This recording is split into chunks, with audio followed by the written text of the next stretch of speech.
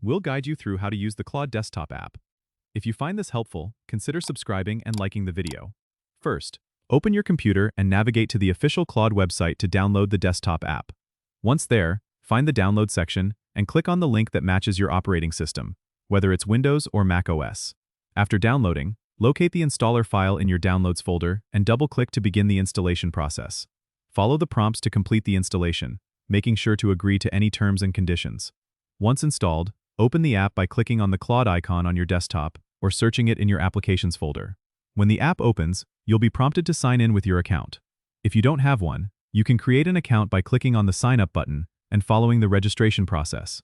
After logging in, you'll see the home interface, which is designed to be user-friendly. You'll notice a menu on the left side where you can access different features like creating a new project, accessing templates, or viewing recent activity. To start a new project, click on the New Project button, give your project a name, and choose a template that suits your needs.